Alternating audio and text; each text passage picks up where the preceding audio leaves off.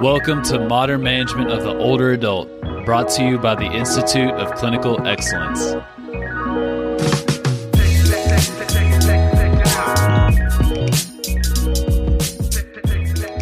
Good evening, MMA community. My name is Anushka Raja, and I am a doctor of physical therapy and TA with Modern Management of the Older Adult Division of the Institute of Clinical Excellence.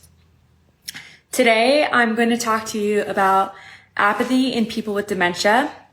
First, we're going to try to differentiate between apathy and depression. Apathy is characterized by reduction in self-initiated goal activities, whereas depression has elements of sadness, guilt, or other negative feelings. According to the Alzheimer's Society, apathy varies from person to person, but it's common for people to be more withdrawn and less sociable than they used to be, less likely to start a conversation, less curious or enthusiastic, less likely to say what they want or come up with ideas of what to do, less emotionally expressive, and they never seem to be particularly happy or sad, which is the big distinguishing marker between apathy and depression. I reviewed this article called The Experience of Apathy in Dementia, a Qualitative Study by Baber et al., where they explore to gain an understanding into how people with dementia experience apathy and consequently suggest effective interventions to help them and their caregivers. Most people with dementia, so about 50 to 60%, will develop apathy, particularly in the later stage of the condition. A person may need a lot of encouragement just to do seemingly small things. Some themes that were brought to the attention by participants in this study were that 1, they were losing their sense of self. 2, they felt like a burden. Their hindrance was by invisible obstacles. And then the other thing that they talked about is what keeps them going. Losing one's sense of self is described as their loss of their self-identity and juxtapose perceptions of their current self with how they felt they used to be at an earlier point in their lives. Hobbies and activities were important markers of participants' sense of self. Participant recognizes that difficulties in motivating themselves to engage with these activities represented another facet of their identity just slipping away. Participants reported a loss of motivation to initiate or continue doing things that previously were important to them, particularly when they're left to their own devices. This is something I commonly see with my patients with dementia.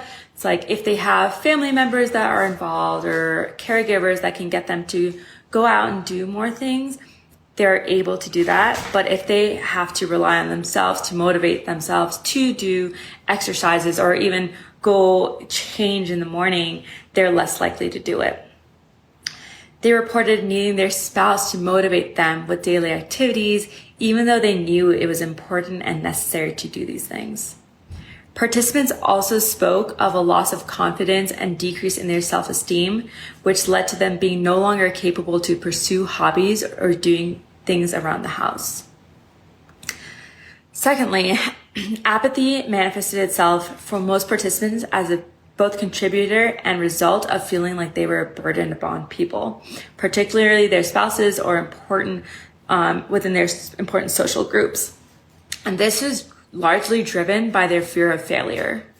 For most, the perception was that they would not be able to complete a task or to a particular standard, whether the standard is what they used to be able to do or what someone else is able to do or is required of them by someone else. Meaning that there was little point to them in attempting that task since the likelihood of it going wrong was high.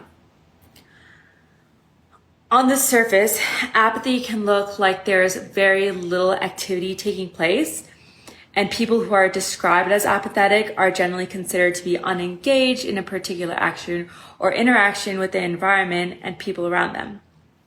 However, this is pretty far from true. The participants in this study revealed that there is actually a great deal of activity occurring. It was just constant in the background that there was a struggle taking place between a yearning to do things and a variety of challenges to prevent them from doing things. It is not always clear what the challenges were, other than that they generally did just not want to do things for reasons they did not know. They could not or they would not do them.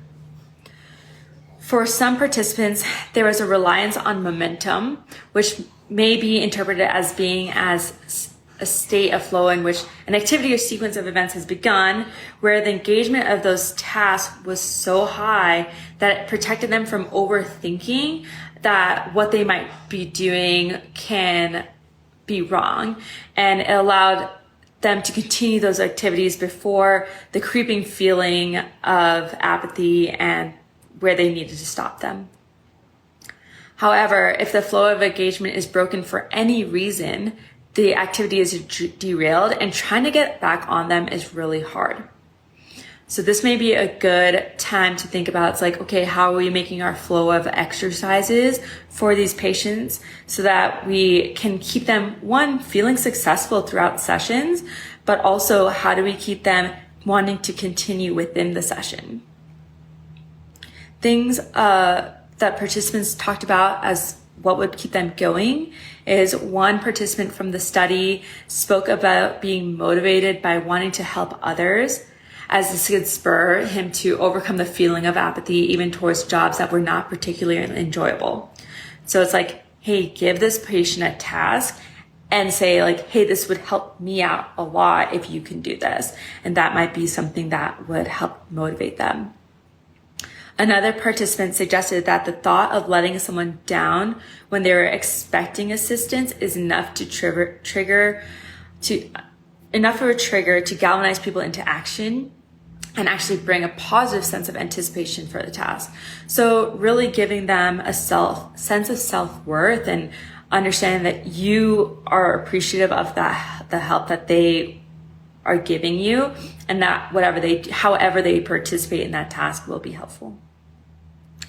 Having other people involved in activities and daily tasks with others seemed to be a really helpful strategy amongst this group, particularly if it involved teaching a younger generation an activity so they had that element of teaching or passing skills down.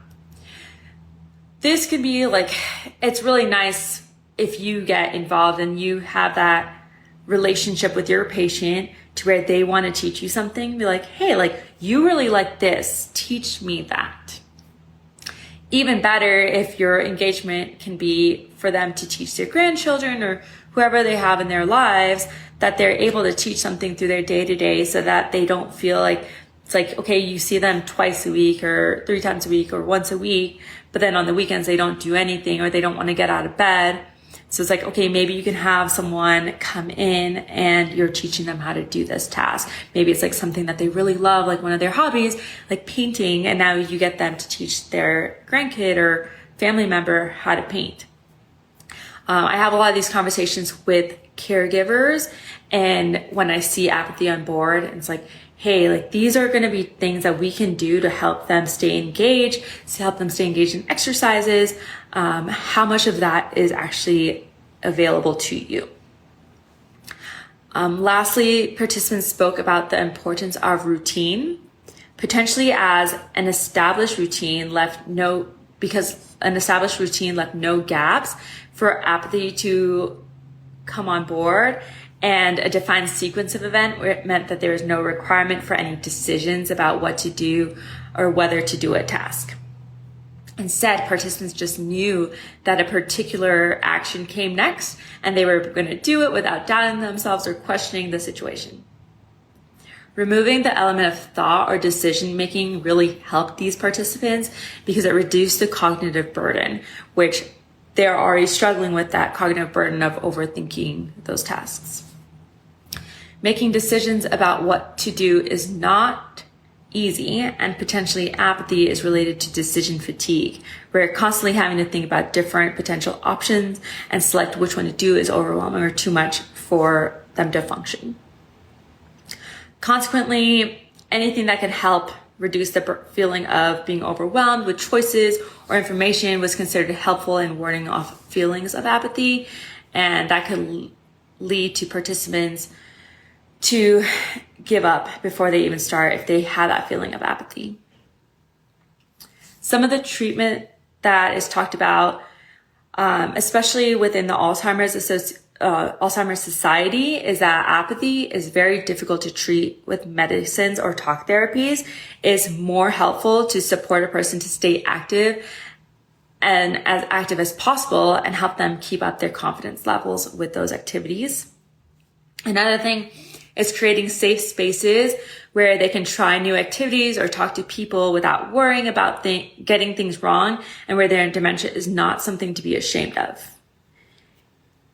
Another point is, even if they find difficulty to take active roles in these activities, they can still be beneficial just by being involved, especially when other people are engaged with the patient.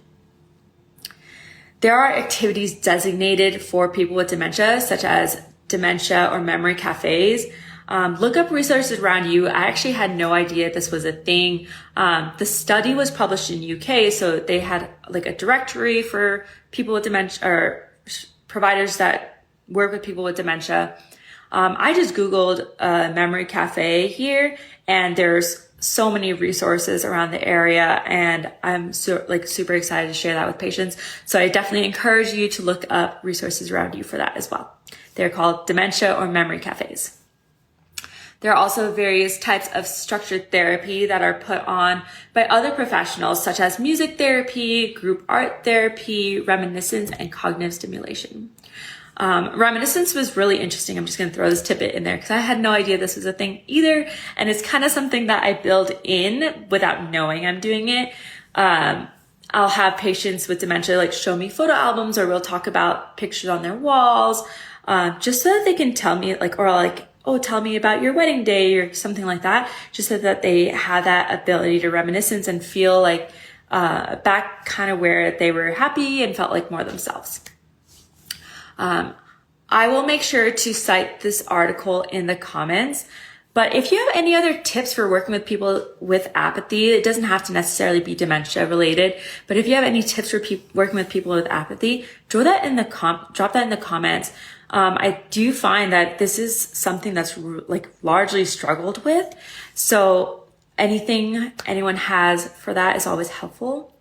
But definitely just continue trying to find ways to motivate them, really find out what they used to love to do and see if there's any ways to incorporate that into sessions, making sure it's really accessible exercises for your patients, and it involves what they're enjoying. So it really has high salience. It can be helpful involving family or friends, or one of my patients loves her neighbor's dog, so we were able to walk her dog a little bit. But yeah, just find things around them that are there is going to help them engage. All right. So that's for that. Now let's talk about what's happening in the MMA community. MMA level 1 has a new cohort starting October 17th. If you haven't jumped on that yet, grab that seat. And then if you've taken level 1, MMA level 2 has a cohort starting October 17th. We'd love to have you in that. We are getting pretty close to full. So again, jump on that if you are looking for another course. These are the last ones for the year. Our next cohorts won't be till January. And then for MMA Live, we have a double header back-to-back weekends. So this weekend we will be in Paoli, Pennsylvania and Highland, Michigan. So that's October 12th and 13th. And then Milwaukee, Wisconsin and Fountain Valley, California, October 19th and 20th. If none of those work for you, I promise we will be close to you soon in a town by you. So jump on MMOA.online and find a course by you. We love to see you. We love the engagement. Thanks and have a great night. Bye. Thank you for listening to the MMOA podcast. If you found this helpful, please share with someone that could benefit. And if you're looking for more practical content to help you better serve older adults, head over to www.mmoa.online, where you can learn more about our free resources, our community, continuing education courses, and our certification. Once again, that's www.mmoa.online. Thanks for listening.